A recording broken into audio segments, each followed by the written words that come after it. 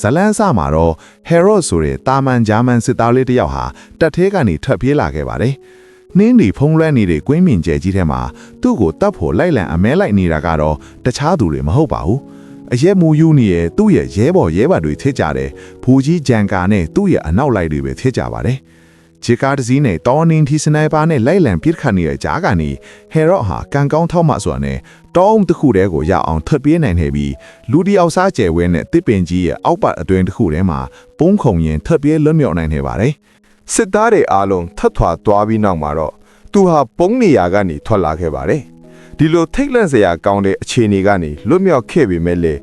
ရှေ့ဆက်ရမယ့်ခရီးကတော့တကယ်ကိုကြမ်းတမ်းလာပါတယ်။ Herod ဟာစာလောင်မှုတိမှုအေးဒဏ်နဲ့နေရာအနှံ့ကင်းလဲ့နေတဲ့စစ်ပုလိတွေရဲ့ဖမ်းဆီးခြင်းခံရမှာကိုလည်းအမြဲတမ်းစိုးရိမ်နေရပါတယ်။သူ့ရဲ့ခြေထောက်တစ်ဖက်မှာဖက်နဲ့တစ်ဖက်မရှိတော့တာကြောင့်အဝတ်စုပ်တစ်ဖက်နဲ့ပဲအကာအကွယ်လုပ်ပြီးခရီးဆက်ခဲ့ရပါတယ်။လမ်းခရီးတနေရာမှာတော့ယထာတန်လန်းအနီးမှာနောက်ထပ်စစ်ပြေးတစ်ယောက်ကိုတွေ့လိုက်ရပြီးနှစ်ယောက်သားအင်အိုကြီးတစ်ခုစီကိုအားပြူရှောင်လန်းခဲ့ကြပါတယ်။ဒါပေမဲ့အဖော်ဖြစ်သူဟာမောပန်းနွမ်းနယ်လွန်းတာကြောင့်မေ့လဲကျသွားခဲ့ပါတယ်။အဲ့ဒီညနေမှာပဲသူခိုးတွေကိုတတိဖေးတဲ့အနေနဲ့တစ်ပင်အပေါ်မှာဂျိုးကွင်းဆွတ်ပြီးချိတ်ဆွဲခံထားရတဲ့အလောင်းတစ်ခုကိုမြင်လိုက်ရပါတယ်။ဒါဟာ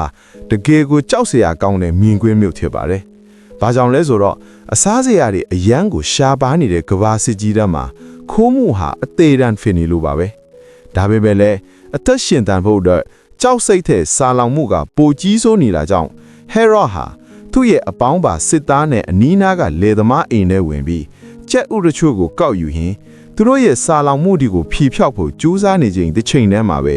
ကြက်အောင်အတန်တွေစုညံ့လာပြီးသူ့ရဲ့အပေါင်းပါစစ်သားတစ်ယောက်ဟာအိပ်ပျော်နေတဲ့လေသမားကြီးရဲ့ခေါင်းကိုကြောက်ခဲနဲ့ထုဖို့ပြင်းနေအချိန်မှာပဲလေသမားကြီးကနိုးလာခဲ့ပါတယ်။ဒါပေမဲ့သူနဲ့အတူပါလာတဲ့စစ်သားတစ်ယောက်ကတော့တနာစိတ်ဝင်သွားပြီးလေသမားကြီးကိုမတတ်ရက်ပဲထွက်ပြေးဖို့ဆုံးဖြတ်လိုက်ပါတယ်။